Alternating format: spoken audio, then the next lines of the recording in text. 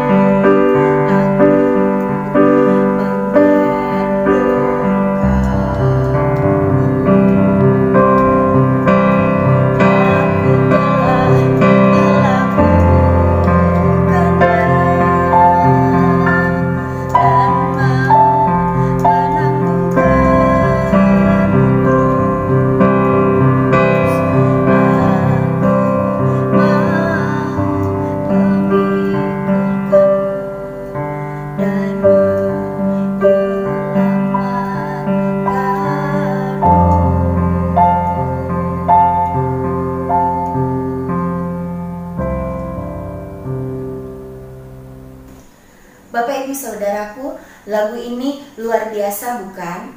Latar belakang lagu ini terambil dari Yesaya pasal 46 ayatnya yang keempat, yakni janji Tuhan bagi keturunan Israel.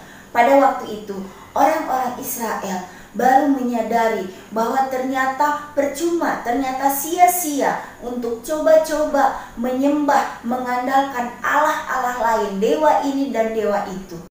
Karena Allah-Allah itu ternyata tidak dapat menolong, sebab itu adalah Allah yang palsu. Maka Tuhan lalu berkata kepada keturunan Israel, Tuhan berkata, dengarkan aku. Sampai masa tuamu, aku tetap dia. Dan sampai memutih rambutmu, aku tetap menggendong kamu. Aku telah melakukannya. Dan seterusnya, Bapak Ibu Saudara, bukankah ini janji Tuhan yang begitu indah? Dan janji Tuhan ini juga berlaku bagi kita yang hidup hari ini, bagi setiap anak-anak Tuhan yang percaya kepada Tuhan Yesus.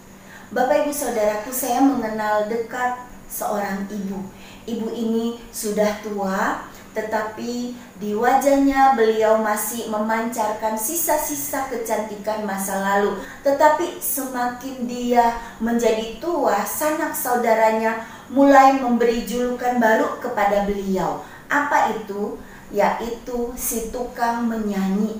Tetapi bukan menyanyi dalam arti yang sebenarnya, melainkan karena dia sedikit-sedikit mengeluh, sedikit-sedikit menyindir orang, alias suka berkeluh kesah dan nyelekit.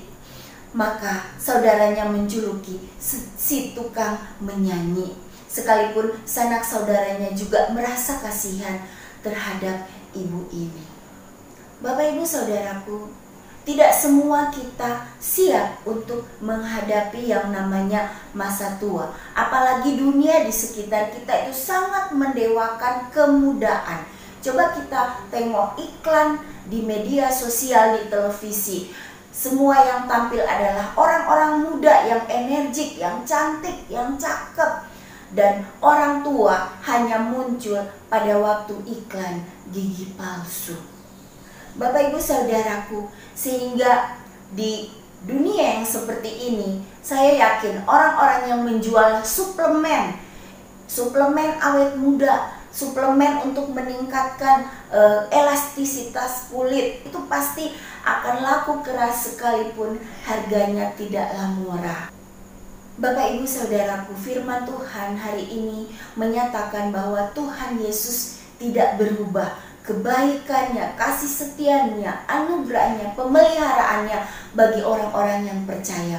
Oleh karena itu, sekalipun tubuh kita semakin merosot karena usia tua, tetapi bukankah kita masih bisa tetap mempertahankan iman yang tidak merosot? Pipi boleh menjadi peot, tetapi bukankah mulut kita masih bisa kita pakai untuk bernyanyi, untuk memuji Tuhan? Bapak Ibu Saudaraku, saya enggak tahu sampai berapa usia yang Tuhan berikan bagi saya. Tetapi marilah saya dan saudara di dalam menghadapi misteri Tuhan ini, rahasia usia kita, mari kita semakin bersandar hanya kepada Tuhan saja. Mazmur 92 ini berkata bahwa orang benar akan bertunas seperti pohon korma.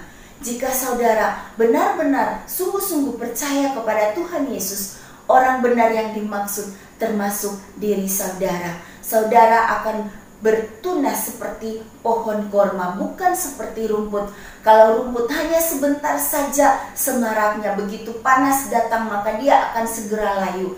Tetapi pohon korma berbeda, makin kering, makin panas, maka pohon korma akan semakin subur, akan semakin menghijau.